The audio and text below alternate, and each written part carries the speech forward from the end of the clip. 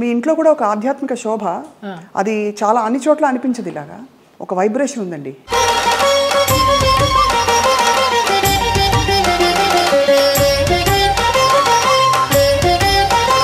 ఇంట్లోకి రాగానే ఒక దేవాలయంలోకి వచ్చిన అనుభూతి అనేసి అంటారు. మీకు నచ్చినట్టు బతికారు దాదాపుగా, కరెక్టా? అవును. సీతమ్మ ఎవరి మాట వినదని, పోగొట్టుకున్నా సంపాదించిన ఎన్ని ఒడిదుడుకులు అయినా కూడా నేను ఎవరిని బ్లేమ్ చేసేందుకు లేదు. మీ రక్షణ మీరు ఎలా చేసుకున్నారు? అండ్ మగ ప్రపంచం వచ్చి మిమ్మల్ని పలకరించలేదు, ట్రై చేయలేదంటే ఎవరు నమ్మరు. కాపాడుకున్నాను అంటే కాపాడుకోలేదనే చెప్పాలి. తలుపులు కొట్టేవారు. ఒక ఆర్టిస్ట్ అయితే నువ్వు తలుపు తీస్తావా లేకపోతే నేను ఇక్కడ ఊరేసుకొని చచ్చిపోనా అని అడిగాడు. పెద్ద ఆర్టిస్టా? పెద్ద ఆర్టిస్ట్. ఒక బంధం కోరుకున్నారా మీతో, లేక కేవలం బంధం లేదు, ఏం లేదు, బాగుండేదాన్ని. ఎలా తప్పించుకున్నారు? కొన్ని తప్పించుకున్నాను, కొన్ని తప్పించుకోలేకపోయాను.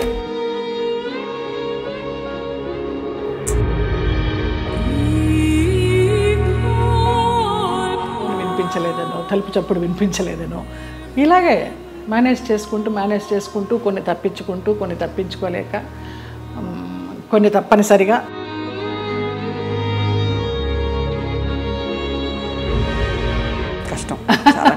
కష్టమని అనుకోలేదు.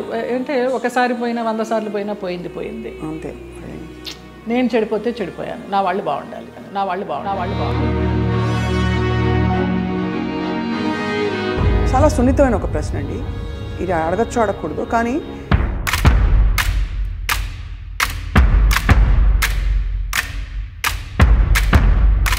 వాళ్ళ ప్రవర్తన కూడా ఒక గాయం చేస్తుంది కదా మనసులో. అట్లా నేను అబద్ధం చెప్పకూడదు, ఎవరు అలాగే ప్రవర్తించలేదు. ఆ పేరు నేను అడగను, ఎందుకంటే మిమ్మల్ని ఇబ్బంది పెట్టను. వారు కనుక ఇంకా ఉండుంటే కనుక ఇంకా ఇబ్బంది పెట్టను. ఓకే. మలయాళం డైరెక్ట్. తెలుగు ఇండస్ట్రీలో బాగానే పోనీ మన ఇంటి పిల్ల అని ఏమన్నా హక్కును చేర్చుకున్నారా మిమ్మల్ని? ఇక్కడ కూడా ఇదేనా? అదే సమయంలో మీరు గాఢమైన ప్రేమలో పడ్డారు కదా. అది కూడా ఎలా పడాల్సి వచ్చిందంటే,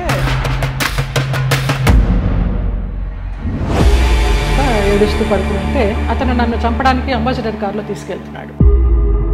మా ఆయన ఎవరైతే ఉన్నారో ఎక్స్ హస్బెండ్, నిలువెత్తు బాబా.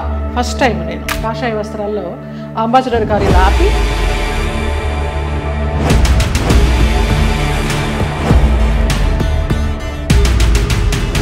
ఆ మన్నాడు పరుచూరు గోపాలకృష్ణ గారు, చలపతిరావు గారు వీళ్ళంతా మన విరుగంబాకం పోలీస్ స్టేషన్కి ఫోన్ చేసి ఇలాగ మా అమ్మాయి ఉన్నప్పుడు యాక్సిడెంట్ అయ్యి పడిపోతే ఈ నడుము దగ్గర నుంచి చచ్చిపడిపోయింది అంటే, నాకు మళ్ళీ అతను లైన్లోకి వస్తే నేను నెలకి మెడిసిన్స్కి 5,000 రూపాయలు పంపించేదాన్ని. మీరు చెప్పే ఈ సంఘటనలు ఊహించుకుంటే కూడా, అంటే మీరు శరత్ బాబు గారు ఉన్నా కూడా చెప్పేదాన్నేమో, లేరు కాబట్టి ఇంకా ఫ్రాంక్గా చెప్తాను. చాలా ఫ్రాంక్గా ఫస్ట్ టైం చెప్తున్నాను నేను. మీ జీవితంలో కీలక పాత్ర పోషించిన వ్యక్తులు గుమ్మడి గారు ఒకరు. అసలు అంత లింకప్ చేయాల్సిన అవసరం ఎందుకు వచ్చింది? నా కోసం సులా అని ఒక వైన్ బాటిల్ తెప్పించేవారు రోజు 800 పెట్టి, ఇది నీకే, ఇది జయమ్మకే, వేరే ఎవరు ముట్టుకోవద్దు అనేసి. ఒక 4-5 సంవత్సరాలు జర్నీ చేశాము. ఇప్పుడు అటు నుంచి వెళితే నాకు ఆ ఇల్లు చూస్తే మాత్రం ఏడుపు వస్తుంది.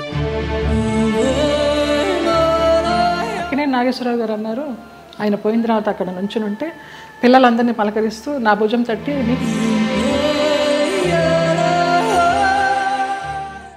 అందరికీ నమస్కారం, సాదర స్వాగతం.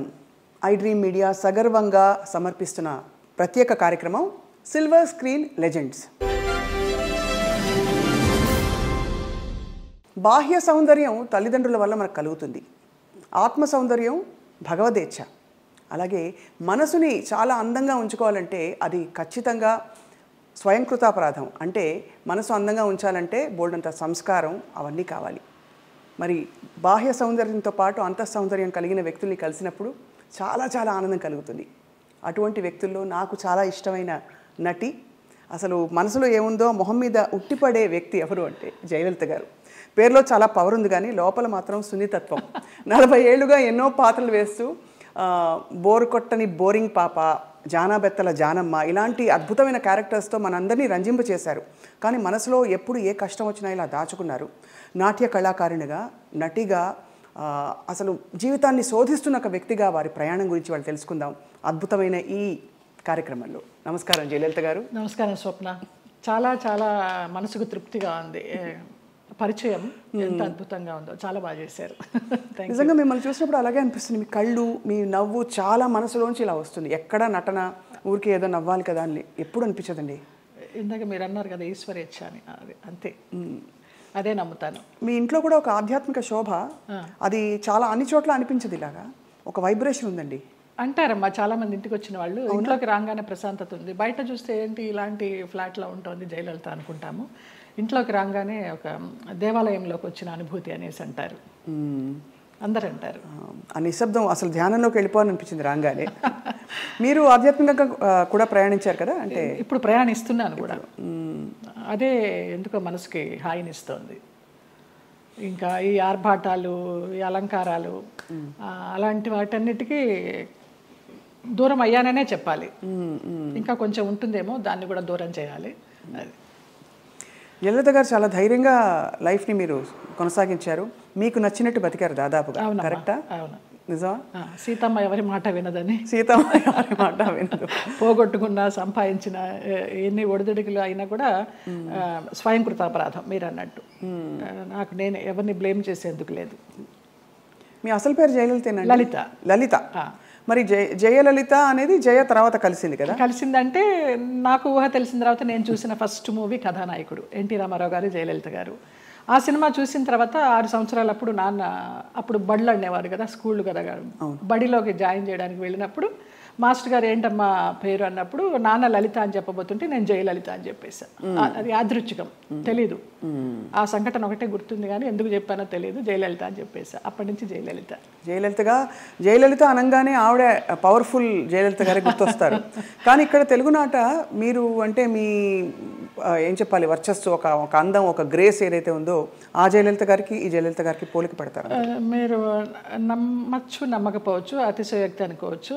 మొన్న నేను కేరళ ఒక ఆయుర్వేదం ట్రీట్మెంట్కి వెళ్తే డీటాక్స్కి, అక్కడ వాళ్ళందరూ అన్నారు ఆ జయలలిత మీరు ఒకలాగానే ఉన్నారమ్మా అనేసి. ఫస్ట్ టైం ఆ గ్రూప్ అంతా అన్నారు. జయలలిత గారు, మీరు నాట్య కళాకారునిగా మీ అభ్యాసం మొదలుపెట్టినప్పుడు అప్పుడు మీ మనసులో ఏముండేది? తల్లిదండ్రులు చెప్పి మంచి డాన్సర్ అవ్వాలనుకునేవారా, లేదు అందరి ఇళ్లలో నేర్చుకుందాం? అసలు నా నాట్యాభ్యాసం ఎలాగా మొదలైందంటే అక్కకి నేర్పిస్తున్నారు. అక్కకి నేర్పిస్తున్నప్పుడు నేను చూస్తూ నేను కూడా నేర్చుకుంటాను అని ఏడ్చాను 5 సంవత్సరాలు. అప్పుడు అమ్మ అన్నారు ఇంకా నీకు అవగాహన లేదు, కొంచెం వయసు రావాలి, వచ్చిన తర్వాత నువ్వు నేర్చుకుందావు అంటే మా మాస్టర్ గారు ఆ అమ్మాయిలో ఉన్న జిజ్ఞాస చాలా నచ్చిందమ్మా నాకు. అంత వయసు అప్పుడు ఎవరికి కళల పట్ల ఆసక్తి ఉండదు, ఈ అమ్మాయికి ఏదో పూర్వజన్మ వాసన ఉంది, నేను నేర్పిస్తాను, మీకు ఎందుకు, మీరు కంగారు పడకండి అని. నేను ఏడిస్తే నేర్చుకుంటానని అట్లా నేర్పించారు. ఇంకా అది నాకు నరనరాల్లో అలాగా ఉండిపోయింది. ఒక పెద్ద నాట్య కళాకారిని అవుదామని, ఒక పద్మా సుబ్రహ్మణ్యం గారిలాగా లైఫ్లో పెళ్ళి అనేది ఏమి చేసుకోకుండా అలా ఉందామని అనుకున్నాను. బట్ నాన్నకి జర్నలిస్ట్ అవడం వల్ల, సినిమా వాళ్ళతో సంబంధాలు ఉండడం వల్ల, మీ అమ్మాయి బాగుంది, కలర్ అది, హైట్ అది బాగుంది అంటే ఆ అమ్మాయిని హీరోయిన్ చేయాలి అనేసి, ఎన్ని పెళ్లి సంబంధాలు వచ్చినా కూడా వద్దు, మా అమ్మాయి అయితే పెళ్లి మంచి హీరోయిన్ అవ్వాలి, లేకపోతే డాన్సర్ అవ్వాలని ఆయన అలాగా కలలుగా అన్నారు. ఆయన కోరిక ప్రకారం ఆర్టిస్ట్ అవ్వాల్సి వచ్చింది. నా కోరిక అయితే మంచి డాన్సర్ అవ్వాలని. కానీ ఏ రోజు సంసారంలో సుఖపడాలి, ఇలాగా అంటే సెటిల్ అయిపోవాలి అనే ఆలోచన అనిపించలేదు? ఏదో ఒక స్పెషల్ అని, ఏదో మొత్తానికి ఏదో ఒక గోల్ పెట్టుకున్నాను, వాళ్ళలాగా అవ్వాలి వీళ్ళలాగా అవ్వాలని.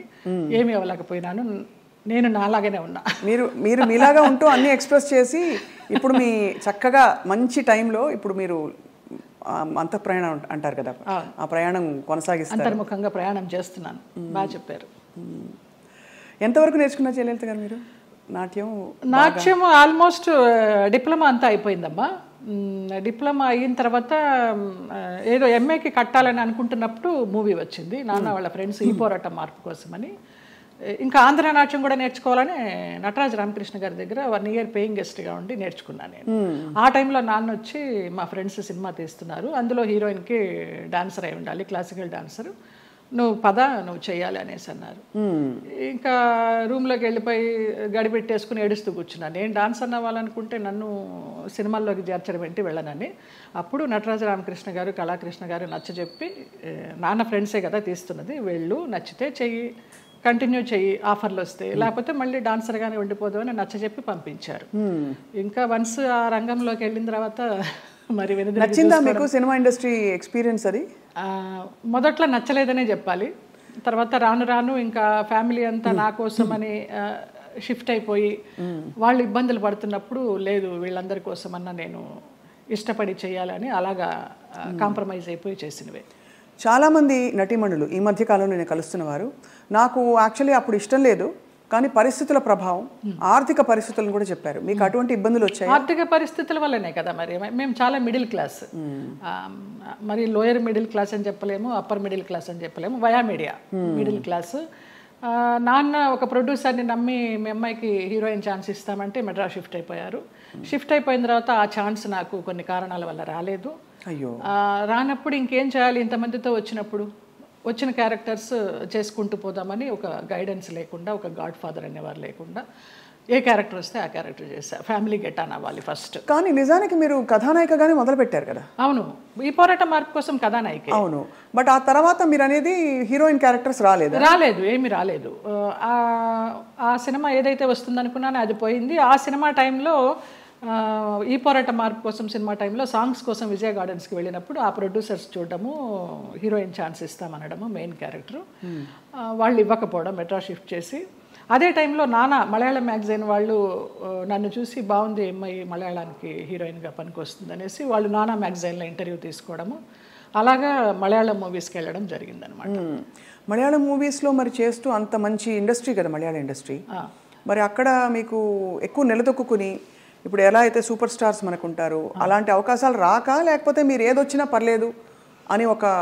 అలా కూడా కాదు. మలయాళంలో ఫస్ట్ నేను చేసింది ఉప్పు మూవీ, ముస్లిం సబ్జెక్ట్, తల్లి కూతురు నేనే, డ్యూయల్ రోలు. నాకు దానికి Kerala best actress state award కూడా వచ్చింది. అవును. తర్వాత ఐవిశశి గారు అప్రోచ్ అయ్యారు.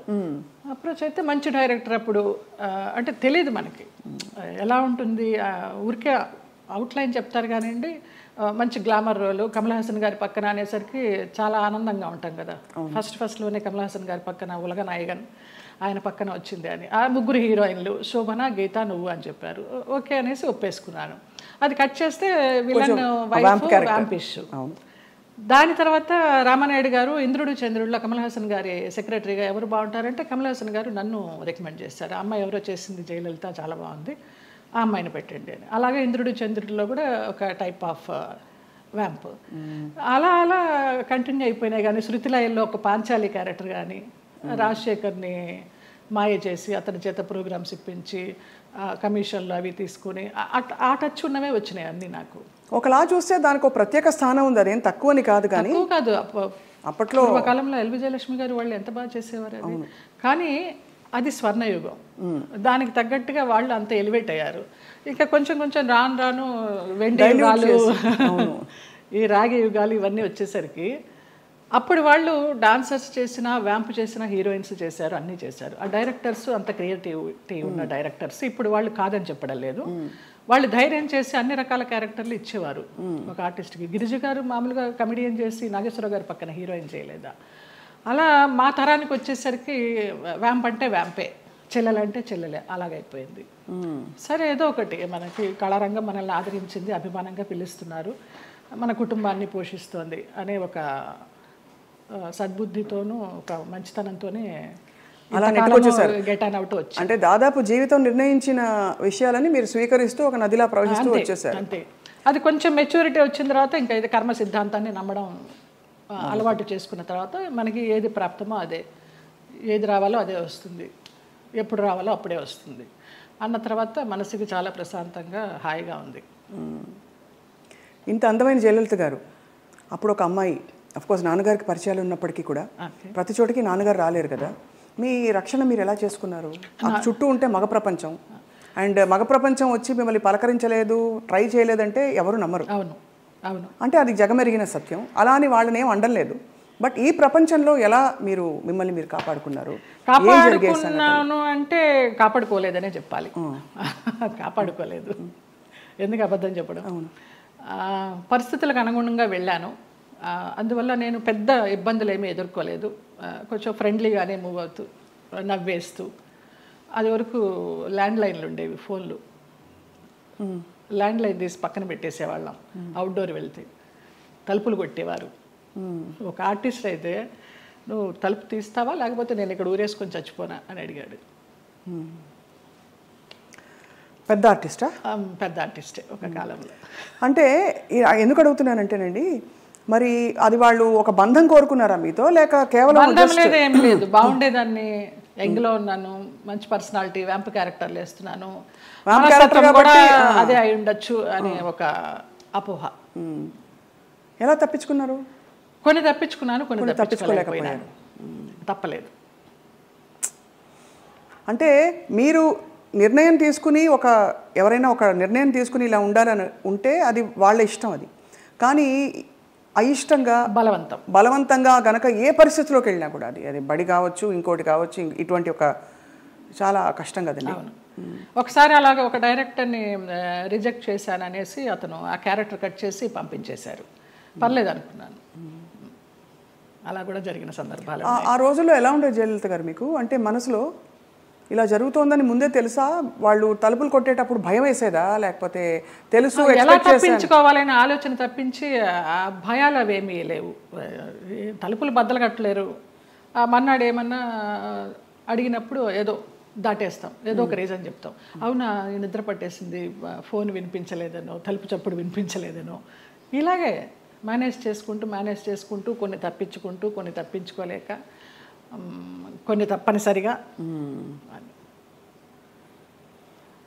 కష్టం, చాలా కష్టం. అయితే కష్టమని అనుకోలేదు.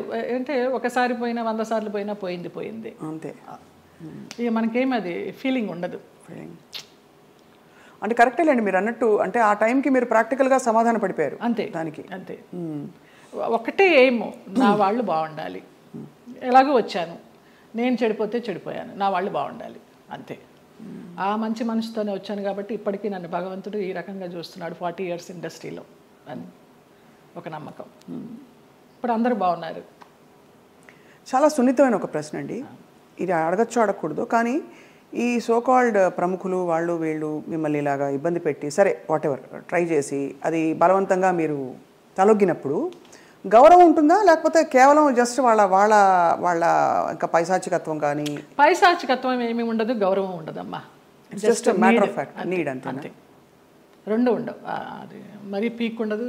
కానీ అంటే ఎందుకు అడుగుతున్నానంటేనండి, ఆ టైంలో వాళ్ళ ప్రవర్తన కూడా ఒక గాయం చేస్తుంది కదా మనసులో. అట్లా నేను అబద్ధం చెప్పకూడదు, ఎవరు అలాగ ప్రవర్తించలేదు. పైశాచికము లేదు, ప్రేమ లేదు. ప్రేమ అసలు ఉండదు. ఒప్పుకొని వెళ్ళాము, అంతవరకు. వాళ్ళ నీడ్ అయిపోయింది, వచ్చాము. తర్వాత ఎలా ఉండేవారు వీళ్ళందరూ? బాగానే ఉండేది మామూలుగా. షార్ట్ అంటే షార్టే, అంతే. సో అది అలాగా ఒక ప్రొఫెషనల్ సిస్టంలో దాదాపు ప్రతి హీరోయిన్కి, ప్రతి అందమైన నటికి ఇది సర్వసాధారణమైపోయిన పరిస్థితులు వచ్చాయి అనే ఒక బాధతో తప్ప మరీ మిమ్మల్ని ప్రోబ్ చేసి ఇబ్బంది పెట్టాలని కాదు జయలలిత గారు. అయ్యో లేదమ్మా.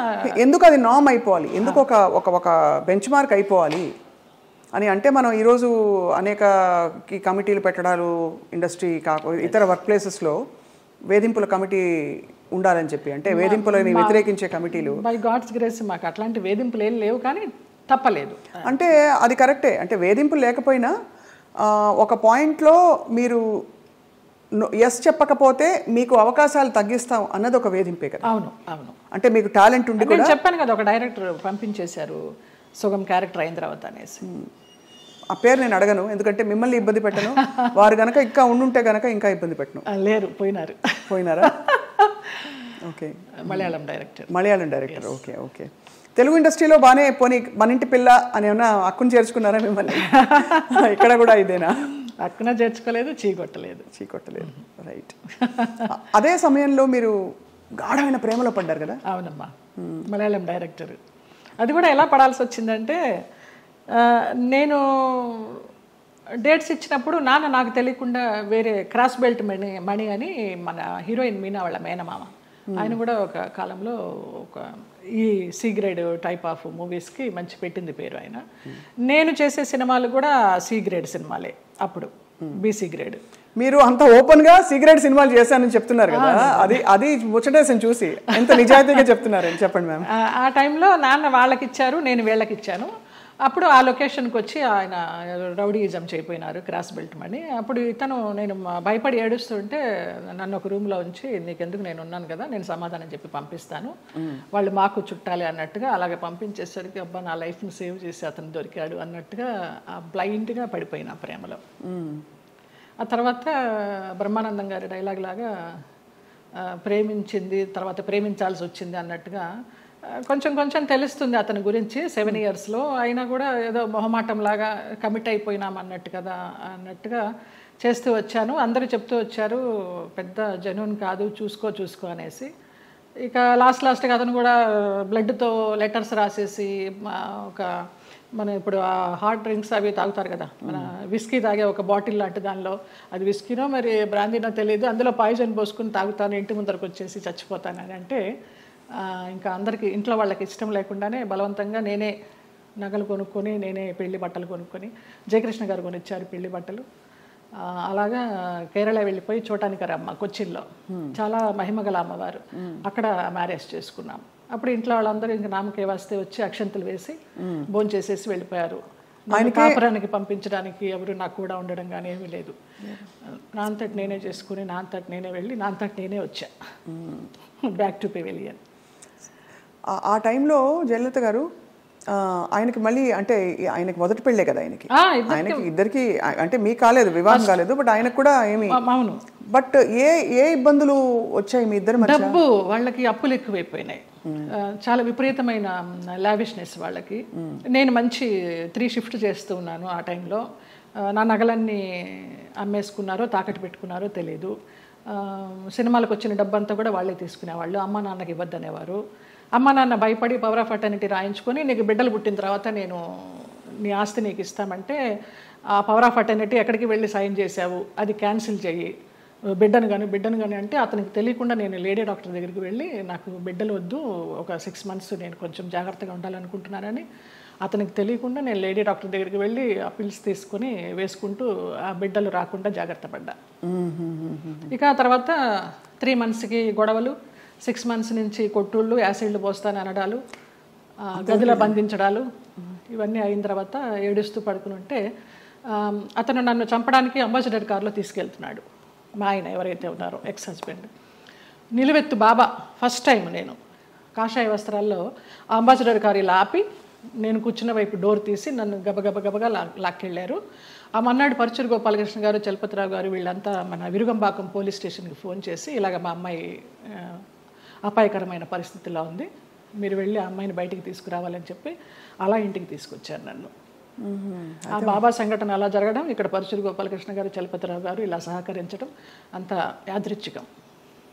అంటే ఎవరో ఒకళ్ళు భగవంతుడు పంపిస్తాడు అంతే, ఆయన రాడుగా నేరుగా.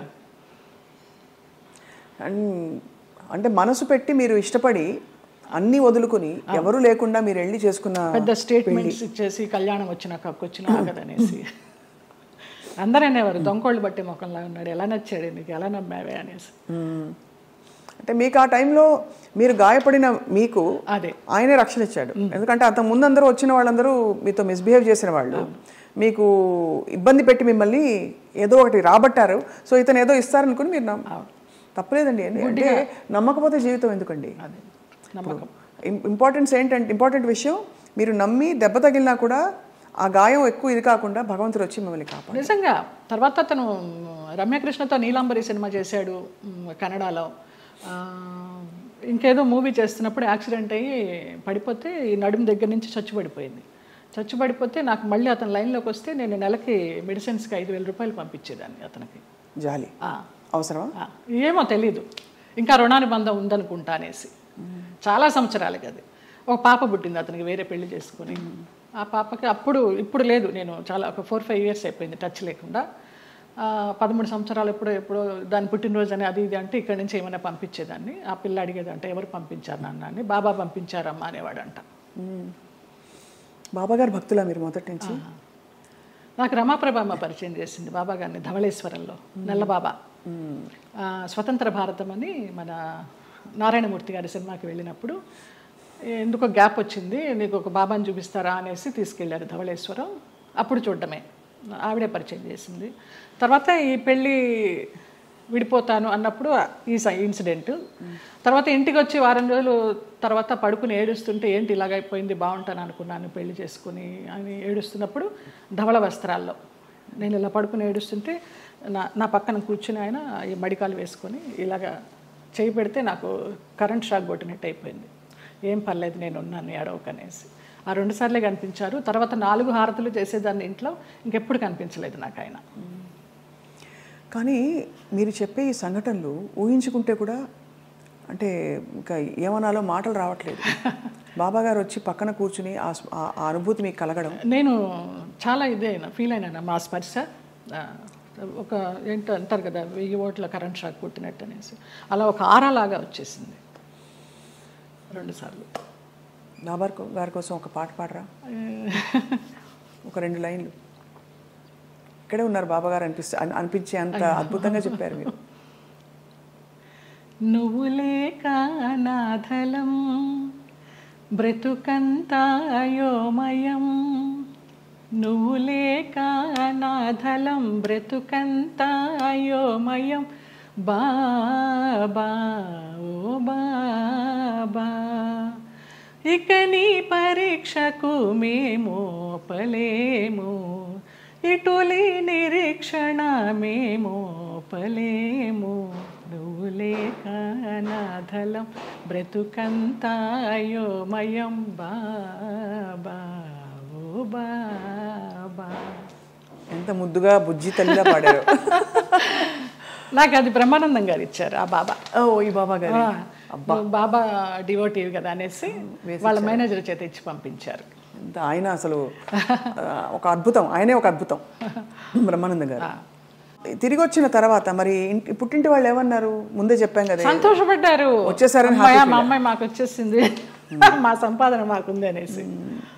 కానీ ఒకటండి, మీరు ఏ మాట కామాట ఓపెన్గా మాట్లాడుకుంటున్నాం కాబట్టి, పుట్టింటి వాళ్ళు కావచ్చు అత్తింటి వాళ్ళు కావచ్చు మిమ్మల్ని ఒక ఏటీఎం మెషిన్లో చూసారని అనిపిస్తుంది. అంతే.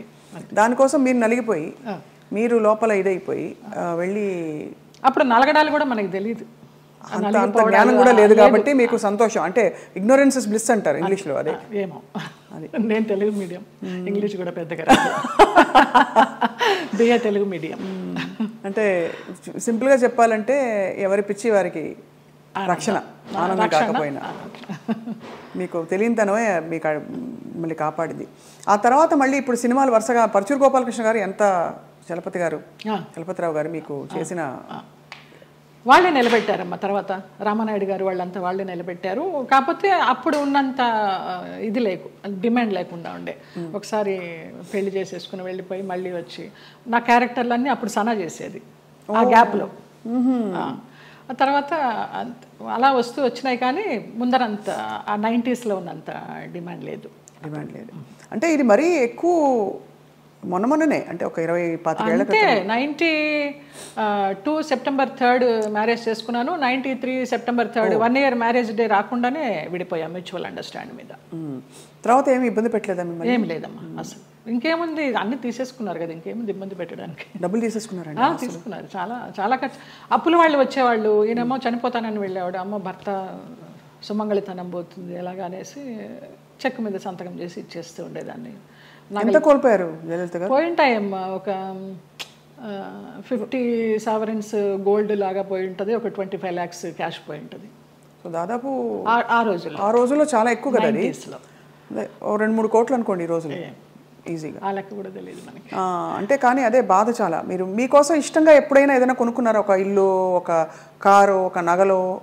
అట్లా నగలు ఇష్టం. నేను కొనుక్కున్నప్పుడల్లా అమ్మ అడిగేది నాకు కూడా ఆ నగ కావాలి అనేసి. నేను ఏదైనా చీర కొనుక్కుంటే నాకు ఆ చీర కావాలని అడిగేది. ఒకప్పుడు నగలు చీరలు ఇష్టము. ఈ కార్లు ఇళ్ళు అంటారా నాకు తెలియదు. ప్రాపర్టీలు చేర్చుకోవడము, కొంచెం డబ్బు ఉంటే దాచుకోవడము, ఏదైనా కొనడము, అది పెరుగుతుంది అనుకోవడము, ఆ బిజినెస్ మైండ్ లేదు. అదే ఉంటే కనుక మరి ఇంత మీరు అన్ని పోగొట్టుకుంటారా చెప్పండి? అందరూ అనేవారు ఏదైనా స్థలం కొని పడేయమ్మా అని, వినేదాన్ని కాదు. అదే ఇల్లు, పెళ్ళి, పిల్లలు అన్ని ప్రాప్తంలో ఉండాలంటారు, అవి లేవు. చాలా దారుణం అండి. మీకు മലയാളം അറിയുമോ? അറിയും, നന്നായിട്ട് അറിയും. നന്നായിട്ട് 25 പടം అభినయించుండు మలయాళത്തിൽ. అంతే కదా. అంత పెళ్లి చేసుకున్నవాడు మలయాళి. అవును, తిట్టేదాన్ని మలయాళంలో. అవునా? పట్టి గొడవలు ఒకటి తెలుసు, పట్టి పట్టి కళూరుండ మోనే గాడిద. మలయాళ వంటలు కూడా వచ్చా జయలలిత గారు మీకు? అసలు నాకు మన తెలుగు వంటే రాదు, స్టవ్ అంటించడమే రాదు. ఓలన్ ఓలన్ ఓలన్ అంటే కాలన్ కాలన్ പച്ചടി കിച്ചടി എരിശ്ശേരി ഒന്നും അറിഞ്ഞൂടാ. ഒന്നും അറിഞ്ഞൂടാ. కాఫీ టీ పోలే അറിഞ്ഞൂടാ. ఇప్పుడు అసలు మీకు వంట రాదా? అసలు స్టవ్ అంటించడం రాదు తల్లి. ఎంత ముద్దుగా చెప్పారండి. ఎలా మరి మరి ఎవరు చేసి పెడతారు? మా మేనమామ కొడుకు వాడు, నలభీమ పాకం వాడే అండి. మార్నింగ్ అక్కడ సోఫాలో కూర్చున్నానంటే నైట్ డిన్నర్ వరకు అన్నీ అక్కడికే వస్తాయి. అవ్వా, క్వీన్ అనమాట అంతే. పోతే పోనీ దునియా గోలీ మారు దునియాకు అంతే. ఒక సన్యాసి జీవితం, ఒక మహారాణి జీవితం అన్నీ. అయితే అప్పుడు మళ్ళీ మీరు పుంజుకుని తిరిగి వచ్చాక ఎవరు చెప్పేవారు మీకు మంచి చెడు ఇంత గాయం అయి తిరిగి వచ్చారు, రెమ్యూనరేషన్ ఎంత అడగాలి, రోల్ ఒప్పుకోవాలా వద్దా, రోల్ కట్ చేసేస్తే అడగాలా వద్దా, మీకు ఇవ్వవలసిన సౌకర్యాలు సెట్లో మీకు ఏదో ఇలాంటివి ఇస్తున్నారు, ఫ్లైట్ ఇస్తానని ఇవ్వలేదు, ట్రైన్ ఇచ్చారు, ఈ అడ్జస్ట్ అవ్వాలా లేదా, ఈ మంచి చెడులు ఎలా తెలిసేది మీకు?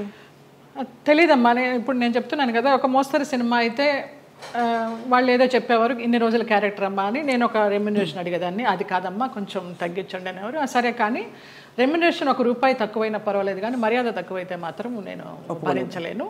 టైంకి అన్నం పెట్టాలి. నేను బ్రాహ్మణ అమ్మాయిని, ప్యూర్ వెజిటేరియన్. మీరు పెరుగన్నం పెట్టినా చాలు, టైంకి పెట్టాలి. ఎప్పుడో 2 గంటలకి 3 గంటలకి బ్రేక్ ఇస్తానంటే నా వల్ల కాదు. ఒక 2 కొబ్బరి బొండాలు ఇవ్వాలి, ఒక 4 వాటర్ బాటిల్స్ ఇవ్వాలి, మంచి హోటల్ రూము, అవుట్డోర్ అయితే. ఇక్కడైతే నేనే ఇంట్లోనే ఉండి వెళ్తాను.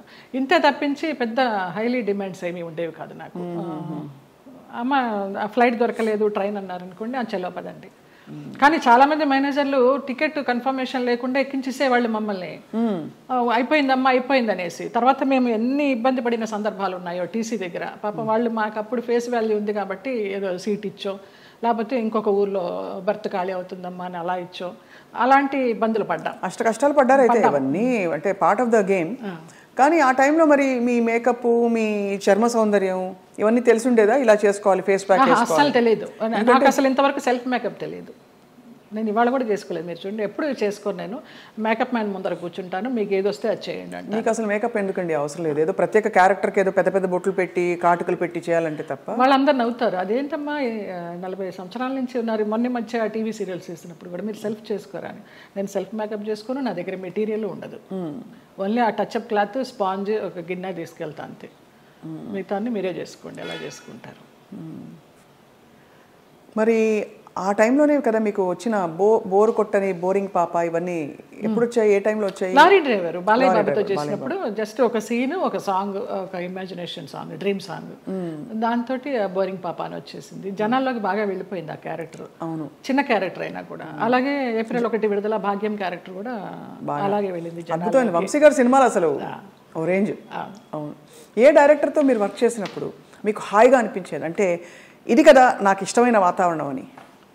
చాలా మోస్ట్లీ ఈవీవి సత్యనారాయణ గారు అలాగే ఉండేదమ్మా, జంజాల గారు అలాగే ఉండేవారు, వంశీ గారు అలాగే ఉండేవారు, మోహన్ గాంధీ గారు అలాగే ఉండేవారు, కోదండరామరెడ్డి గారు అలాగే ఉండేవారు. చాలా ప్లెజెంట్గా. మన శరత్ గారు వంశోద్ధారకుడు, వంశానికి ఒకడు, అవన్నీ చేసి సాయంత్రం 6 అయిందంటే నేను, వైవిజయ, అన్నపూర్ణమ్మ, శ్రీలక్ష్మి, మేమంతా ఒక బ్యాచ్ ఉండేవాళ్ళం సినిమాల్లో.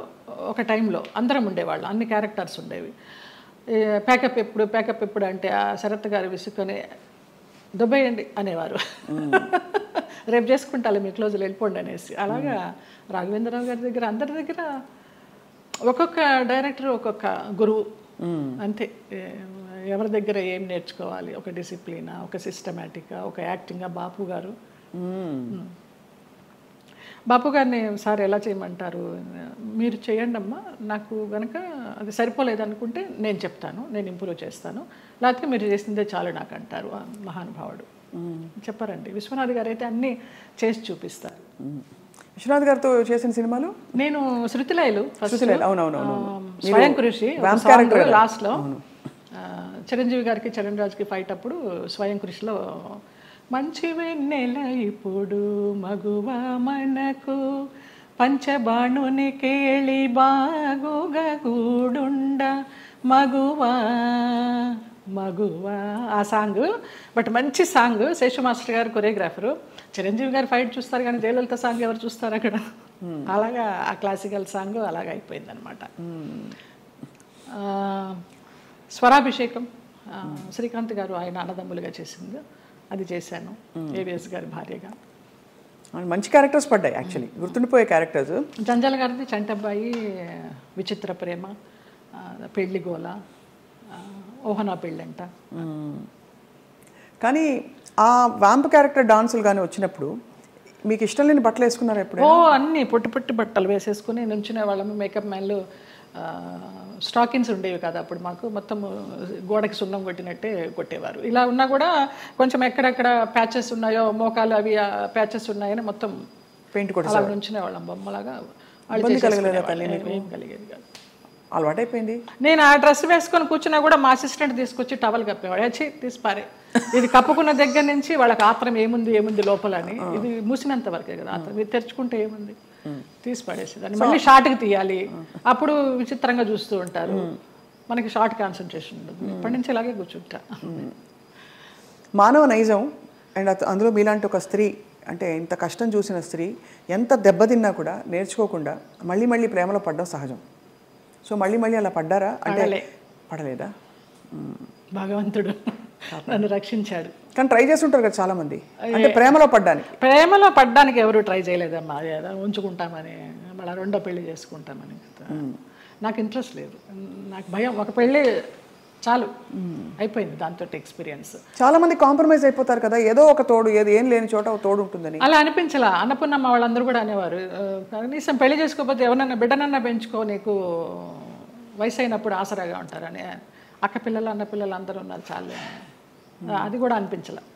నాకు ఒక బిడ్డ, నాకు ఒక సంసారం, మళ్ళీ పెళ్ళి, మళ్ళీ ప్రేమ చాలు ఒకటి. అమ్మ బాబోయ్, అవును, ఎంత గాయం అయింటుందో మీకు అర్థమవుతుంది. మీరు నేర్చుకోవడం గొప్ప విషయం. గాయం ఎంతైందో తెలియదు కానీ దాని మీదకి వెళ్ళలా, డైవర్ట్ అవ్వాలా నేను. బట్ ఏదో ఒక ఏంటి లైఫ్ అనుకుంటే ఏమొచ్చేది మీకు ఆన్సర్? ఇప్పుడు ఫర్ ఎగ్జాంపుల్ పొద్దున్న లేస్తే మేకప్ వేసుకుని సెట్లో ఉండి వాళ్ళకి కావాల్సినట్టు డివోర్స్ అంతా ఉన్నప్పుడు మనకు కావాల్సినట్టు మనం ఉండే టైం ఉండాలని అందరికీ అనిపిస్తుంది. అలా ఉంటుంది కదా. ఏదో ఒక మంచి ఫ్రెండ్స్ ఉన్నారా మీకు? అట్లా కూడా ఎవరు లేరు. ఇప్పుడు రాగిణి, రక్ష, లతాశ్రీ వాళ్ళందరూ సోకాళ్ళు వాళ్ళందరూ ఎప్పుడైనా మీ మధ్య ఎప్పుడు ఈర్ష్యలు, కాంపిటీషన్లు ఏమీ లేవా? ఎప్పుడు లేదు, ఎప్పుడు లేదు. ఈ చీర నువ్వు తీసుకో, నువ్వు కట్టుకో, ఎలాంటి ఫ్రెండ్స్? ఎన్నో అలాంటివి ఎన్నో. నేను రాగిణికి ఎన్ని ఇస్తాను చీరల నగలు. పాపం పాడైపోయినవి కూడా అది మళ్ళీ రిపేర్ చేసుకుని, అక్క నువ్వు ఇచ్చింది చూడు ఎంత బాగుందో, కట్టుకున్నానంటుంది. అలాంటిదే తప్పించి నువ్వు కట్టుకుని ఇప్పేసిన చీర నాకు ఇస్తావేంటి, అలాంటివి ఏం లేదు. ముందర అడుగుతుంది, అక్కలకి ఆ వదిలినకి చీరలు తీస్తున్నాను అంటే అక్క నన్ను గుర్తుపెట్టుకో, నాకు కూడా ఇవ్వంటుంది. అలా చాలామందికి ఇచ్చిన సందర్భాలు ఉన్నాయి. సో 90వ దశకం ఆరంభంలో మీకు మ్యారేజ్ ఫెయిల్ అయిన తర్వాత దాదాపు మీరు ఒంటరి ప్రయాణమే. ఒంటరి ప్రయాణం. అమ్మ నాన్న వాళ్ళు? అమ్మ నాన్న 99లో అమ్మ పోయింది, 2005లో నాన్న పోయారు. తర్వాత 2003లో నేను హైదరాబాద్ షిఫ్ట్ అయ్యాను. ఇంకా అక్కడ ఉన్న ఒక ఇల్లు అమ్మేసి అక్కల అన్నలు అందరూ వేరే వేరే కాపురాలు పెట్టేసుకున్నారు. ఆ డబ్బుతో ఇక్కడికి వచ్చి నేను మధురానగర్లో చలపతిరావు గారు చెప్పి ఆయన ఉండే ఫ్లాట్స్లోనే పైన పెంట్ హౌస్ కొనుక్కున్నాను. ఓరిని బ్రహ్మ బంగారం గాను, ఏవిఎస్ గారి సినిమా షూటింగ్ అప్పుడు. నీకు ఆఫర్స్ ఉంటాయో లేవో తర్వాత విషయము, ఆత్మీయులందరూ ఇక్కడ ఉన్నాం కదా వచ్చేసే అన్నారు. అలాగే వచ్చేసాను. మూవీ ఆఫర్స్ కోసం రాలేదు నేను. వచ్చాను, చిన్న చిత్తగా చేస్తూ వచ్చాను. 2007లో చిట్టిబాబు గారు, మన రాజబాబు గారు తమ్ముడు, వాళ్ళు ల్యాండ్ ఓనర్స్, ఈ ల్యాండ్ ఓనర్స్ ఇక్కడ కడుతున్నారు, బాగుంది చూడు అనేసి అంటే వచ్చాను, నచ్చింది, వాస్తు అది బాగుంది, కొనేసుకున్నాను. ఇంకా 2007 నుంచి ఇక్కడే. చాలా అద్భుతంగా మెయింటైన్ చేస్తున్నారు మీరు. అంటే ఎక్కడ కూడా ఇది పాత అపార్ట్మెంట్ కొత్త అపార్ట్మెంట్ లాగే అనిపిస్తుంది. మోడల్ అండ్ అలాగే ఇంటీరియర్స్ చేయించడం. ఇంటీరియర్స్ అంతా మీ టేస్టేనా? అబ్బాయి నాకు అసలు టేస్ట్ అనేది లేదు. అయ్యో, అంత గుడ్డెద్దు చేలో పడ్డట్టేనమ్మా. ఏదో చేసుకుంటాము, అందరూ వచ్చి బాగుంది అంటారు. దానికోసం టైం వెచ్చించి ఇది చేస్తే ఎలా ఉంటుంది, ఇది చేస్తే ఎలా ఉంటుంది, ఆ థాట్ లేదు, ఆ ఓపిక లేదు. సో అలా మరి జీవితం అలా నడుస్తూ మీరు వచ్చారు. మధ్యలో మీరు శరత్ బాబు గారు ఒక అది మనసు బంధం అని చెప్పచ్చా? మనసు బంధమే. నేను బాగా అనుకున్నాను, ఆయన కొంచెం అనుకుని వదిలేశారు. ఇప్పుడు ఆయన ఉన్నా కూడా చెప్పేదాన్నేమో, లేరు కాబట్టి ఇంకా ఫ్రాంక్గా చెప్తాను. ఆయనతోనే యాత్రలన్నీ చేశాను. మహానుభావుడు దేవుడు నాకు ఒక గైడ్ని పంపించాడు అనుకున్నాను. లేకపోతే నేను అన్ని యాత్రలు మంచి చేసేదాన్ని వ్యక్తి కాదు. అండి, చాలా చాలా మంచి వ్యక్తి, అందులో ఏమీ సందేహం లేదు. ఒకరి రూపాయి తినరు, ఒకరికి పెట్టరు. ఆయన ఫ్యామిలీ వరకు ఆయన చూసుకుంటారు కానివ్వండి, అది లేదు, ఆ గుణం లేదు.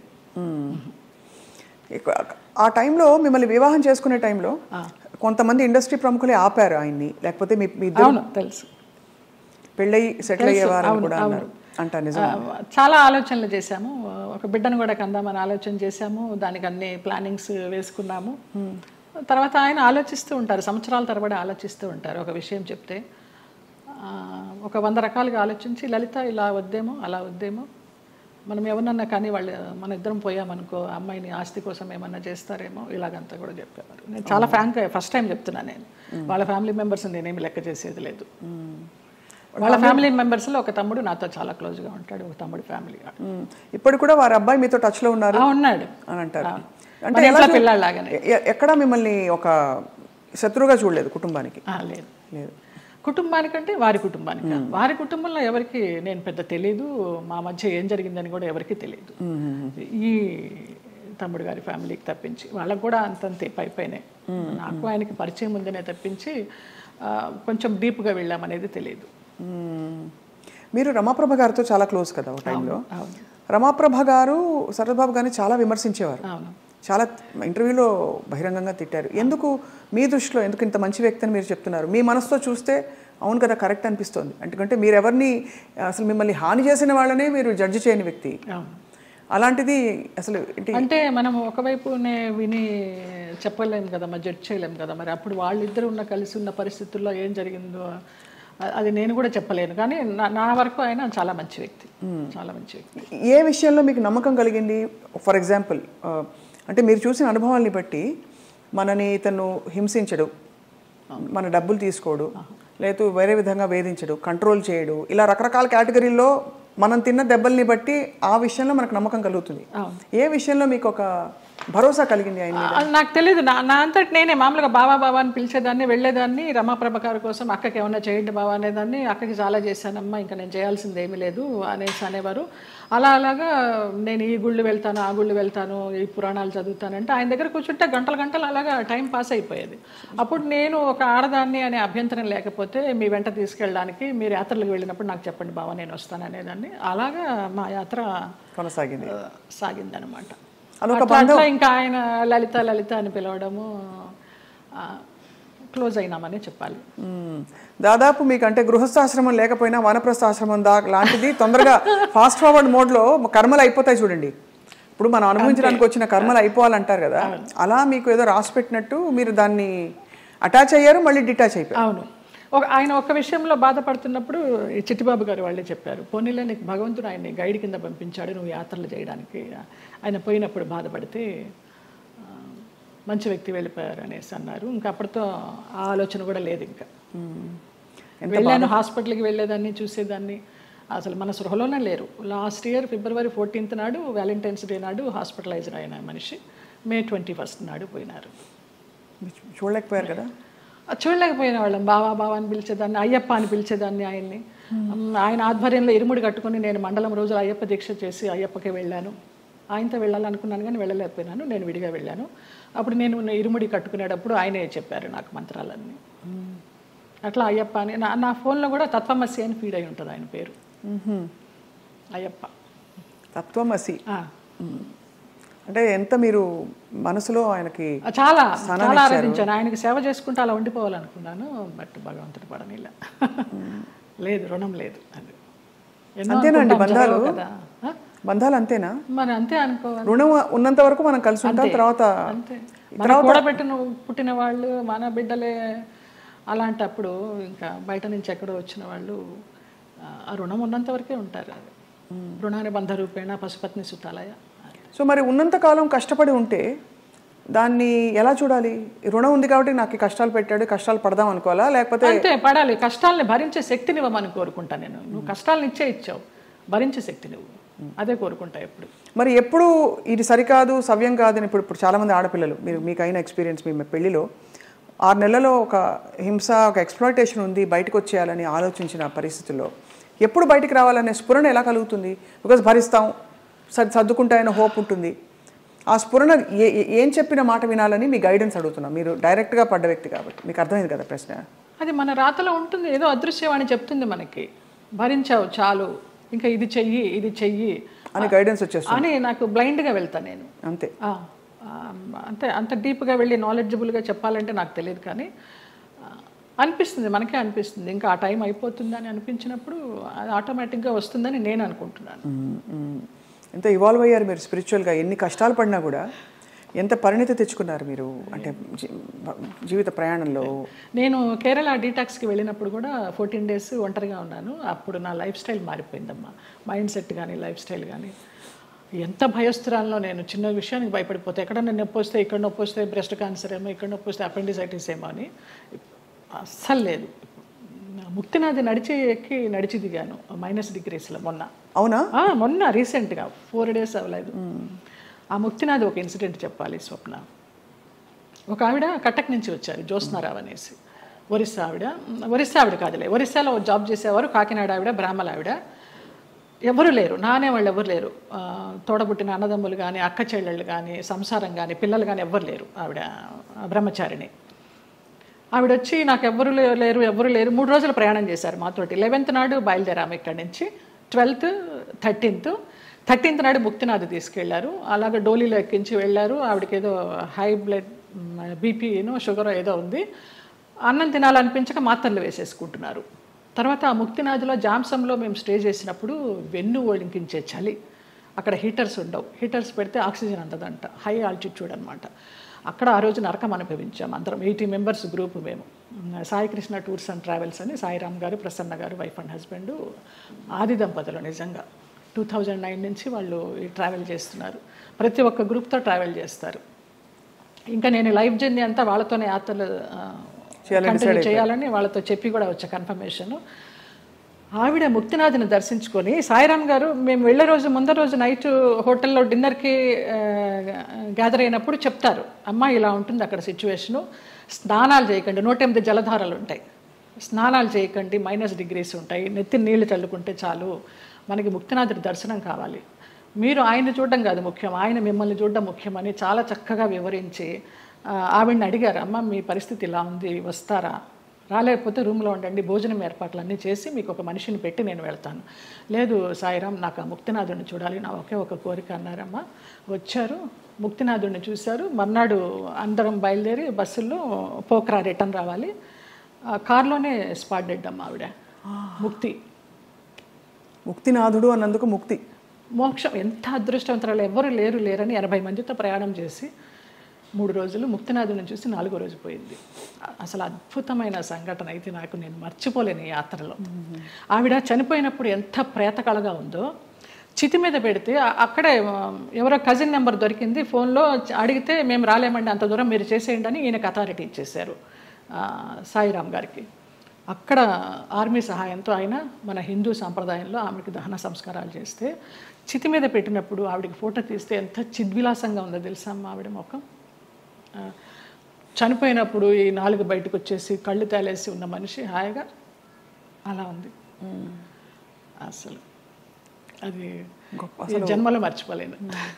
అంతకుముందు రోజు అడిగారు, ఎవరికి ముక్తి కావాలంటే 2 చేతులు ఎత్తా నేను, ఏం మీకు లగేజ్ లేదా అని అడిగారు. నాకు ఏ లగేజ్ లేదన్నాను. అంటే వెనకాల బంధాలు లేవా అనేసి. మీరు అనుకుంటే కాదు, దేవుడు అనుకోవాలి, ఆయన ఎవరికి ఇవ్వాలో వాడికే ఇస్తారు అనేసి. అలాగా ఆవిడ అదొక అద్భుతమైన సంఘటన. ఆనందించాం, ఆవిడ పోయినందుకు బాధపడలేదు. ఎంత అదృష్టవంతరాలు, ఎంత చక్కని అనాయాసన మరణం అంటారు కదా, అలా. కార్లన్నీ ఆగినా ఏంటనంటే పోయారు. అంటే భగవద్ దర్శనం అయిందా అని చాలా మందిని అడుగుతాం. ఇంతకంటే నిదర్శనాలు ఏముంటాయి? మోక్షం, ముక్తినాథుడు. మా వాళ్ళందరూ, మా మామ కొడుకులందరూ ఆ -degreesలో 108 జలధారాల్లో స్నానం చేశారు. ఒక్కొక్క జలధార నుంచి ఇంకొక జలధార వెళ్తుంటే వాళ్ళకి బ్రెయిన్ పనిచేయడంలా ఫ్రీజ్ అయిపోతుంది. అలా చేశారు. నేను ఆ 108లో చల్లుకోవడానికి అరగంట పట్టింది, ఈ చెయ్యి పనిచేయాల 1 గంట, బ్లడ్ క్లాట్ అయిపోయి. అంత చలి, -degrees. అది అంత కష్టతరమైన ప్రయాణం. ఎంత చక్కగా వెళ్ళొచ్చామో వారి ఆధ్వర్యంలో. ఈ సందర్భంగా ఆ దంపతులకు పాదాభివందనాలు. ఆ ప్లేసెస్లో నిజంగానే ఒక మహిమ ఉంటుంది కదా జయలలిత గారు. ఎందుకంటే మీరు ఇంత జీవితం చూసి భగవత్ స్పర్శ ఎక్కడ ఎందుగలడు అందులేడని సందేహం వలదు అని అంటారు కదా, అలాగా భగవంతుడు అన్ని చోట్ల ఉన్నాడు సర్వాంతర్యామి అంటూ కూడా మనం కొన్ని ప్లేసెస్కి ప్రత్యేకంగా వెళ్ళడానికి కారణం ఏంటంటే వాళ్ళు నడయాడిన ప్లేసులు అవి అని చెప్తారు. ఇప్పుడు నైమిసారణ్యం ఎంతమంది మునులు మహానుభావులు తపస్సు చేశారు. అక్కడికి వెళ్ళంగానే మనకు ఆ వైబ్స్, కొన్ని గుళ్ళకి వెళ్తే మామూలుగా దండం పెట్టుకుని వచ్చేస్తాం, కానీ అదే మనం తిరుమల వెళ్ళినప్పుడు ఆ వెంకటేశ్వర స్వామి చూస్తుంటే మనకు తెలియకుండానే ఆనంద బాష్పాలు కారిపోతాయి. ముక్తినాథుడి దగ్గర కూడా అలాగే కారిపోయినాయి నాకు. మన దేవుళ్ళ రూపాలు ఉండవు, ఏముండవు, వాళ్ళు నేపాల్ పద్ధతిలో తయారు చేస్తారు, అలా ఉన్నా కూడా వైబ్స్ ఉన్నాయమ్మా. అంతే, వాళ్ళు నడయాడిన ప్రదేశం. జనక్పూర్ వెళ్ళాము, సీతారాములు నడయాడిన ప్లేసు, వాళ్ళ కళ్యాణమైన ప్లేసు. చాలామంది మా గ్రూప్లో అక్కడికి వెళ్ళి దండలు మార్చుకున్నారు, మళ్ళీ సీతారాముల కళ్యాణం లాగా. అలాంటి వైబ్స్ ఉన్నాయి, అందుకే వెళ్ళాలి. ఇంట్లో కూర్చున్న భగవంతుడు దర్శనం ఇస్తాడు, అది వేరే విషయం. వాళ్ళు నడయాడిన ఆ పుణ్యభూమిలో నడిస్తే ఆ పాదధూళి మనకి కొంచెం పుణ్యం ఇస్తుందని. రెండోది మీరు అన్నట్టు ఆ ప్లేస్కి వెళ్ళిపోయాక నేను ఫలానా, నేను స్వప్న, నేను జయలలిత, నేను సో అండ్ సో అన్నీ మర్చిపోయి, నేను జ్యోత్స్న మర్చిపోయి కేవలం ఒక అంకిత భావంతో ఒక డిజాల్వ్డ్ స్టేట్లో వెళ్తాం. అంతే, అది కూడా ఒక సర్వస్వ శరణాగతి అయిపోయి నువ్వు తీసుకొచ్చావు, నువ్వే చూసుకో, శరణాగతి అంతే. అందులో కూడా చాలా అద్భుతాలు మన లోపల జరుగుతాయి. అద్భుతాలు అంటే మన అహంకారం కరగడం అన్నీ కదా, మనకి తెలియకుండానే అది ఆ ఉద్వేగం అది అంతా వచ్చేస్తుందమ్మా. నేను సంజయ్తో అదే అన్నాను. సంజయ్ కదా ఇంటర్వ్యూ ఏర్పాటు చేసింది, సంజయ్ కిషోర్. నాకు గుంటూరులో చిన్నప్పటి నుంచి వాడు నన్ను కొట్టేవాడు. వాడు కొడుతుంటే నేను పరిగెత్తేదాన్ని. వాళ్ళ ఇల్లు పెద్ద ఇల్లు గుంటూరులో, ఎంత పెద్ద ఇల్లు. కొడుతుంటే పరిగెత్తేదాన్ని, తర్వాత వాడిని ఎత్తుకునేదాన్ని. వాడు ఈ రోజున ఇంత గొప్పవాడైనాడంటే చాలా సంతోషము. చాలా పద్ధతైన మనిషి. ఎంత పద్ధతైన మనిషి. వాళ్ళ ఇంట్లో వాళ్ళ అమ్మగారు నాకు పెద్దక్కలాగా, పాపాయి అంటే ఆవిడ. నా అభివృద్ధికి ఆవిడ సంతోషిస్తుంది. నా సొంత వాళ్ళు కూడా సంతోషిస్తారో సంతోషించరు, కానీ ఆవిడ అంత సంతోషిస్తుంది, అంత బ్లెస్ చేస్తుంది ఆవిడ. నువ్వు బాగుండాలి, నువ్వు బాగుంటే మేము బాగుంటాం అనేసి. లేదు, మీరు మీరు బాగుంటారు, మీ చుట్టూ ఉండేవాళ్ళు, అంటే మీకు భగవద్ రక్షణ ఉందని క్లియర్గా ప్రూవ్ అయిందమ్మా. నాకు చాలా ఈ యాత్ర తర్వాత నాకు భగవదానుగ్రహం మెండుగా ఉందని చాలా నమ్మకం వచ్చింది నిజంగా. ఇంకా అసలు ఏమూలో ఉన్న భయం కాస్త పటాపంచలైపోయింది, ఏం లేదు. మీ జీవితంలో కీలక పాత్ర పోషించిన వ్యక్తులు గుమ్మడి గారు ఒకరు. ఇది గతంలో లోగడ మీడియా వాళ్ళు చాలా సందర్భాల్లో అడిగారు, రకరకాలుగా లింకప్లు రాశారు మీకు వారికి. అసలు అంత లింకప్ చేయాల్సిన అవసరం ఎందుకు వచ్చింది? అంటే మీరు కేవలం వెళ్ళి ఇప్పుడు ఒక మనిషి ఇంకో మనిషి సేవ చేయొచ్చు, చూసుకోవచ్చును, స్త్రీ పురుషులు కావడంతో అలా రాశారు. ఏ స్త్రీ పురుషులైన వయసు భేదం లేదమ్మా. నా తండ్రి వయసు ఆయనకి. మేము సినిమాలన్నీ మానేసుకొని పొద్దునైతే ఆయన ఫోన్ చేసి, నా గొంతు పొద్దున్నే కొంచెం మగవాడి వాయిస్ లాగా ఉంటుంది, పొద్దున్న లేవగానే ఫోన్ చేస్తే బాచి అనేవారు. బాచి అనుకోండి, బాచి లిఫ్ట్ చేశాడు. బాచి కాదండి నేనే జయమ్మ అంటే, జయమ్మ నీ గొంతు ఏంటి అలా ఉంది, మంచు మార్గే గొంతులాగా ఉంది.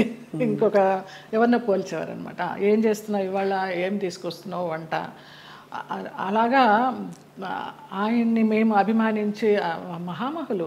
వాళ్ళ సేవ చేసుకోవడానికి పూర్వజన్మ సుకృతం ఉండాలి నిజంగా. తల్లిదండ్రి లేరు, వాళ్ళ ప్లేసుల్లో వాళ్ళని ఊహించుకొని, ఆ లెజెండ్స్ వాళ్ళు చేసిన క్యారెక్టర్స్ ఊహించుకొని మనకి ఇంత గొప్ప అవకాశం వచ్చిందే, వారితో కూర్చుని భోంచేసేయడం కానీ, వారితో కూర్చుని పేకాడడం కానీ, వారితో కూర్చుని వైన్ తీసుకోవడం కానీ. నా కోసం సులాని ఒక వైన్ బాటిల్ తెప్పించేవారు రోజు 800 పెట్టి, ఇది నీకే, ఇది జయమ్మకే, వేరే ఎవరు ముట్టుకోవద్దనేసి. అంత అభిమానంగా కొన్ని సంవత్సరాలు, ఒక 4-5 సంవత్సరాలు జర్నీ చేశాము. ఇప్పుడు అటు నుంచి వెళితే నాకు ఆ ఇల్లు చూస్తే మాత్రం ఏడుపు వస్తుంది. అవును, మీరు చెప్పారు. అంత మంచి. ఆయన కుటుంబ సభ్యులు ఎవరు లేరా ఆ టైం? ఉన్నారు, ఎందుకు లేరు. ఆయన కూతుళ్ళు, బిడ్డలు, కొడుకులు. ఒక కొడుకు US లో ఉండేవాడు, ఒక కొడుకు చెన్నైలో. వాళ్ళెవరూ సరిగ్గా చూసేవారు కదా. నా ఫోన్ నుంచి నేను ISD చేసి ఇచ్చేదాన్నమ్మా ఆయనకి మాట్లాడడానికి. కొడుకు పుట్టినరోజు అంటే విష్ చేయడానికి కానీ, లేకపోతే ఆయనకి ఏదైనా బాగాలేకపోతే చెప్పడానికి కానీ. ఎప్పుడైనా వాళ్ళందరూ మిమ్మల్ని, ఆడపిల్లలు వచ్చేవారు. ఇక్కడ సాంబమ్మ అని ఒక ఆవిడ ఉండేది, ఆవిడ వచ్చి చూసిపోతూ ఉండేది. శారద బెంగళూరులో ఉండేది, ఇప్పుడు ఇక్కడే షిఫ్ట్ అయిపోయింది. విజయమ్మ చెన్నైలో ఉంటుంది, ఇంకొక చిన్నమ్మ అమెరికాలో ఉంటుంది, ఒక ఆవిడ క్యాన్సర్తో పోయింది. ఫోన్లు చేస్తూ ఉంటారు, కానీ లాస్ట్లో ఆయనకి ఒంట్లో బాగాలేనప్పుడు ఆయన పక్కన అంబులెన్స్లో కూర్చుని హాస్పిటల్లో జాయిన్ చేసింది నేనే.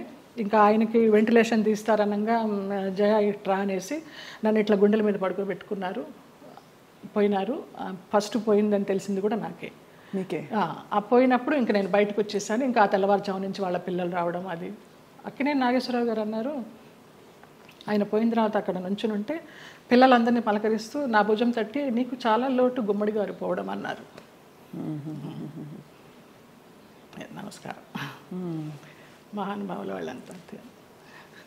No comments. అంతకంటే అంటే ప్రపంచం అలా ఉందండి ఇప్పుడు. అలా ఉంది. ఒక మనిషికి మధ్య ఏదో ఒక ఎంత విచిత్రమైన అనుబంధం అండి.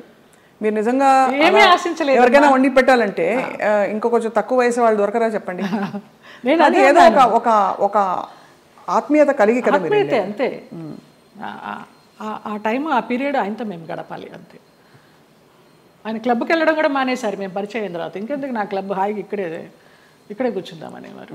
అక్కడ బాగా ఆయనతోటి చాలా ఆ టైము మళ్ళీ తిరిగి రాదు. కానీ అందరినీ పోగొట్టుకున్నారనే బాధ అండి. నేను అందరూ వెళ్ళిపోయారు కదా. శరత్ బాబు గారు వెళ్ళిపోయారు, గుమ్మడి గారు. ఆ బంధం ఎలాంటి బంధం అని అడిగి కాదు, తండ్రి కూతుర్ల బంధం అవ్వచ్చు, గురు శిష్యుల బంధం అవ్వచ్చు. మీ ఆత్మకి బాగా అంటే ఒక విధమైన సొలేస్ ఇచ్చే వ్యక్తులందరూ దూరం అయ్యారు కదండి. వాళ్ళు దూరం అవుతుంటే భగవంతుడి దగ్గర అవుతున్నాడు. వాళ్ళు దూరం కాకుండా ఉంటే భగవంతుడిని పెద్ద పట్టించుకునేదాన్ని కాదేమో. వీళ్ళందరూ ఉన్నారు కదా నాకు అనేసి. ఏం జరిగినా మన మంచికి. ఇప్పుడు ఎలా మీ దైనందిన జీవితం ఎలా ఉంటుంది? సీరియల్స్ మానేశాను. సినిమాలా రావు పెద్దగా నాకు తెలిసి. ఎందుకు మానేశారు సీరియల్స్? వద్దనుకున్నాను. ప్రేమెంత మధురంలో ఒక బ్యాడ్ ఇన్సిడెంట్, గాయమైంది హృదయానికి. ఏమైంది? ఎవరో పేరు ఊరు లేని ఆర్టిస్టు ఒక అమ్మాయి ఎంటర్ అయింది ఒక 6 months బ్యాక్.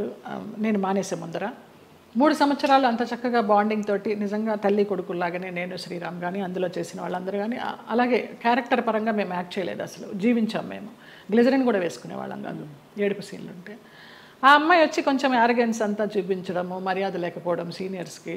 ఒక సీన్లో అయితే అయిందని అలాగే అడ్జస్ట్ అయిపోయి చేస్తున్నాను. మానేద్దామా అనుకుంటూ పోనీలే మంచి సీరియల్, మంచి పేరు వచ్చింది, శ్రీరామ్ మంచి వాడు, అతన్ని చూసి చేయాలని అనుకున్నాను. ఒక టైంలో ఇంకా పీక్స్కి వెళ్ళిపోయింది ఆ అమ్మాయి బిహేవియర్. అమ్మాయి శ్రావణ శుక్రవారం నాడు పూజకి గాజులు లేకుండా కూర్చుంది మొండి చేతులతోటి. నేను ఒక పెద్ద సఫిస్టికేటెడ్ మదరు, అంత సాంప్రదాయాన్ని పాటించే మదరు, అత్తగారి పక్కనే కూర్చుని పూజ చేస్తూ ఉంటుంది. అప్పుడు నేను క్యారెక్టర్ పరంగా ఆలోచించి అత్తగారి స్థానంలో నేను ఇక్కడ ఉన్నాను కదమ్మా, నేను లేకపోతే నీ ఇష్టం వచ్చినట్టు చేసుకోవచ్చు, శ్రావణ శుక్రవారం పూజ ముత్తైదో గాజులు వేసుకుని చేయాలన్నానమ్మా. అటు నా చెయ్యి నా ఇష్టం నువ్వే చెప్పడానికి అంది, వేసుకునంది. అంతలాగా ఎందుకు ఏమో తెలియదు. అది యారగెన్సీ అంతే. ఆ పిల్లకి సీనియారిటీ విలువ తెలియదు, క్యారెక్టర్ విలువ తెలియదు. ఎవరండి యాక్టర్? ఆఫ్ కోర్స్ చూసే, నేను సీరియల్స్ చూడండి కాబట్టి ఇలా అడుగుతున్నాను. అమ్మాయి పేరు కూడా మర్చిపోయినాను, అసలు మైండ్లోనే లేదు అది. చేస్తూ తర్వాత అమ్మాయి September 3 జరిగింది ఇది లాస్ట్ ఇయర్. అక్కడి నుంచి శ్రీరామ్ బయటే ఉన్నాడు. నాన్న ఇలాగ జరిగింది, నాకు చేయబుద్ధి కావడలేదన్నాను. నీ ఇష్టమమ్మా, నీకు ఇష్టం లేకపోతే మానే అన్నాడు. కారు ఇచ్చాడు, ఎక్కాను, వచ్చేసాను అంతే. అక్కడ బహుశా మీ ప్రయాణం అయిపోయిందేమో అంతే. అలా ఇలా ఈ సంఘటన ద్వారా అలా కొంచెము అయిష్టంగానే చేస్తున్నాము, ఇష్టం లేకుండా. ఆ క్యారెక్టర్కి కూడా ఇంపార్టెన్స్ తగ్గడము, ఆ ఫీల్ కూడా రావడల్లా చేస్తుంటే. డైరెక్టర్ గారితో అనేదాన్ని, ఇంతకు ముందర ఫీల్తో చేసేవాళ్ళం అండి, ఇప్పుడు రావడం లేదనేసి. డైరెక్టర్ మారిపోయాడు, వెంకట్ అని. అతను చాలా ఇష్టము, చాలా మంచి టెక్నీషియన్. ఆ యూనిట్ నుంచి బయటకు వచ్చారు, వేరే యూనిట్ ఎవరైనా ఆఫర్ చేస్తే ఎందుకు చేయకూడదు? వద్దనిపించిందమ్మా, ఇంక అసలు నాకు సీరియల్స్ వద్దు. అంటే నేను ఆ గంగిరెద్దులాగా అలంకరించుకోవడము, రోజుకి అన్ని డ్రెస్ చేంజ్లు, పొద్దు నుంచి నైట్ వరకు టైం లేకుండా. 12 hours అండి కాల్ షీట్. పంపించరమ్మా. నేను తొందరగా వెళ్ళిపోతానంటే, అమ్మ సీనియర్వి నువ్వే వెళ్ళిపోతానంటే మిగతా వాళ్ళందరూ కూడా వెళ్ళిపోతారు. అందులో సీరియల్స్ లో బాగా పిండేస్తారు కదా. నరకం. ఎన్ని సీరియల్స్ చేశానో అన్ని సీరియల్స్ అన్నం పెట్టినాయి, కాదని లేదు. కానీ వద్దనిపించింది, ఇంకెవరికి పెట్టాలి, నేను వద్దు. మంచి సినిమాలు ఏమన్నా వస్తే చిన్న చితక సినిమాలు చేసుకుందాము, లేదా కృష్ణారామాని యాత్రలు చేద్దాము, ఉన్నది పెట్టుకొని ఉన్నంత వరకు. తర్వాత భగవంతుడు చూసుకుంటాడు అంతే. అక్క వీళ్ళందరూ టచ్లో ఉంటారా? ఎప్పుడు టచ్లో ఉంటారు. అబ్దికానికి, నాన్న అబ్దికానికి చెన్నై వెళుతూ ఉంటాము. 2 అన్నయ్యలు అక్కడే ఉన్నారు. అందరం కలివిడిగానే ఉంటాం. 3 చెల్లెళ్ళు, 2 అన్నదమ్ములు. సరే, మీకు మీ ప్రయాణం ఇలా రాసుందని మీరు సరిపెట్టుకున్నారు, అది మీ గొప్పతనం అంతే. నా గొప్పతనం కాదు, నాకు దేవుడిచ్చిన వరం అది. నా గొప్పతనం ఏం లేదు. మరి ఇప్పుడు మీకు జీవితం గడవడానికి, యాత్రలు చేయడానికి, మనం శేష జీవితం గడపడానికి కంఫర్టబుల్గా ఫైనాన్షియల్గా? శేష జీవితం వరకు ఉందని నేను చెప్పలేను, ఇప్పటికీ ఉంది. ఈ ప్రేమెంత మధురం చేసిన దాని తాలూకా అది కొంచెం ఉంది. అది కూడా వెనక ముందు చూడకుండా ఖర్చు పెట్టుకుంటున్నాను యాత్రలకి. దానికి శేష జీవితానికి ఎలా ఉంటుందో నాకు తెలియదు, ఆయన నిర్ణయిస్తాడు. ఆ నమ్మకం అయితే ఉంది. మీ దగ్గర అయితే మాస్టర్ కీ ఉంది అంతే కదా? ఇంకా ఇవన్నీ మాస్టర్కి లాకర్కి ఏం లేదు, కానీ మాస్టర్ కీ అంటే భగవంతుడే కదా. భగవంతుడే మాస్టర్ కీ కదండి మనందరికీ. ఆయన నడిపిస్తాడని నమ్మకం. అది ఆ నమ్మకమే. రేపేంటి అని అడుగుతారు, ఎప్పుడు ఆలోచించాలి రేపేంటి అనేది. అసలు పుట్టిన దగ్గర నుంచి అవగాహన లేదు, మధ్యలో సంపాదించడం మొదలుపెట్టిన దగ్గర నుంచి కూడా రేపు ఏంటి అనేది క్వశ్చన్ రాలేదమ్మా నాకు అసలు. 700 సినిమాలు అంటే బాధ ఎందుకు వేస్తుందంటేనండి, ఈ పబ్లిక్ ప్రొఫెషన్లో ఉన్న వాళ్ళందరికీ చాలా కష్టమైన జీవితం. మీకు ఎప్పుడు నిద్రలేవాలి అనే చాయిస్ ఉండదు. వాళ్ళు చెప్పిన టైంకి మీరు హాజరవ్వాలి. వాళ్ళు మీకు నచ్చినా నచ్చకపోయినా, చలున్నా ఎండున్నా వాళ్ళు వేసుకోమన్న బట్టలు వేసుకోవాలి. అలా 700 జీవితాలు మీ మొత్తం ధారపోసి వెచ్చించి మహా నటులే చరిత్రలో అలా ఉండిపోయి మెల్లిగా ఫేడ్ అవుట్ అయిపోతారు విత్ టైం. ఈ నట జీవితం మీకు నేర్పిన విషయం ఏంటండి? ఫేమ్ ఉంటేనే ఏదైనా జనాల్లో ఏదైనా, లేకపోతే ఉందా లేదా అనేది కూడా వాళ్ళకి తెలియదు. ఎందుకంటే పెద్ద పెద్ద నటులు కూడా చాలా కష్టాలు పడ్డారు. మీకు ఉన్న సంపద మీరు అన్నట్టుగా ఆధ్యాత్మికంగా మీరు మలుచుకుని ఒక గౌరవంతో ఆత్మాభిమానంతో కొనసాగిస్తున్నారు జయలలిత గారు. చాలా మనసుకి ముచ్చటగా ఎంత ఇన్స్పైరింగ్గా ఉందో చెప్పలేని మాటలు. మీకు చిన్న కోరిక ఉంది మాకు. చెప్పండి. మీరు ఒక చిన్న డాన్స్ చేస్తా. నేను మామూలుగా సెమీ క్లాసికల్ ఏమైనా మూవీ సాంగ్ స్వప్నకు కూడా తేలిగ్గా ఉంటుంది. నువ్వు క్లాసికల్ సింగర్ కాదని లేదు, ఏమైనా పాడతారు అనుకొని మనసే అందాల బృందావనం అనుకున్నాను. మా సంజయ్ తిట్టాడు, ఎంత పెద్ద క్లాసికల్ డాన్సర్ నువ్వు వేడు సినిమా సాంగ్ చేస్తావా అనేసి. అందుకని ఏ సాంగ్ చేయాలి?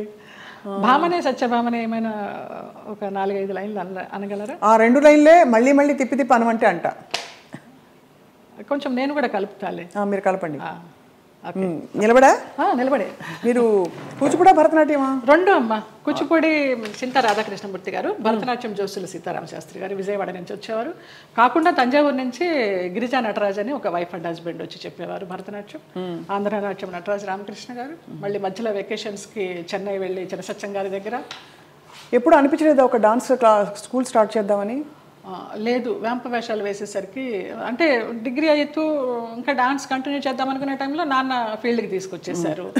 ఇంకా ఈ వేంప వేషాలు వేసినప్పుడు నన్ను అలాగే చూస్తారేమో, పేరెంట్స్ పిల్లల్ని పంపించడానికి భయపడతారేమో, ఇప్పుడు సినిమా సాంగ్స్ నేర్పుతుందా లేకపోతే క్లాసికల్ సాంగ్స్ నేర్పుతుందా అని ఏదన్నా అని నాకు నేనే డౌట్ పెట్టుకొని దాన్ని సమారంభించేసాను.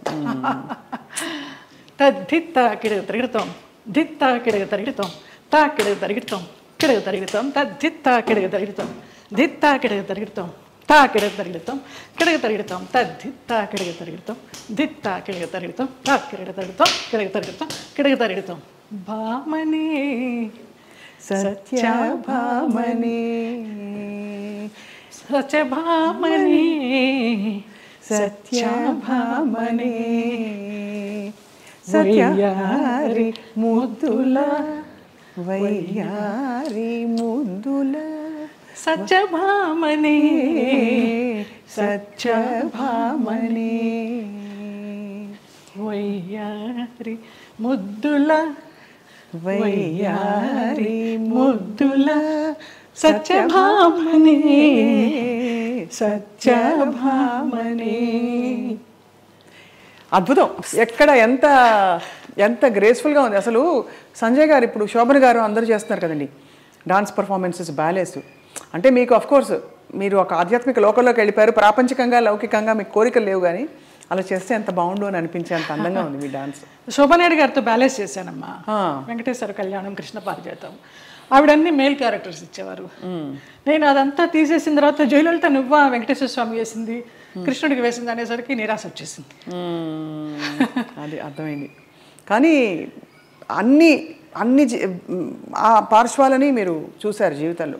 కంప్లీట్ లైఫ్ కష్టం చూసి ఉగాది పచ్చడిలాగా అన్నీ చూడకపోతే మనకి ఏం చూసాను జీవితం అని అనిపిస్తుంది కదా. అలా మీరు కష్టాలు చూశారు, అన్నీ చూసేసాం. సంతోషం చూసారా ఏదైనా టైంలో? సంతోషం అంటే ఈ యాత్రేనమ్మా. ఈ యాత్రే అతి దుఃఖకరమైన సంఘటన, బాధాకరమైన సంఘటన, అతి సంతోషకరమైన సంఘటన అంటారు, కానీ అవి 2 లేవు నాకు. వయా మీడియాగానే వెళ్తూ వచ్చింది. ఈ ముక్తినాథ యాత్ర మాత్రం నాకు చాలా పీక్స్ అనమాట ఇంకా. సో ఫైనలీ మీకు మిగిలిన కోరిక అంటే మిగిలిన కోరికను ఎందుకంటున్నానంటే మన జీవితానికి ఒక సంపూర్ణత్వం రావాలంటే ఏం కోరుకుంటున్నారు?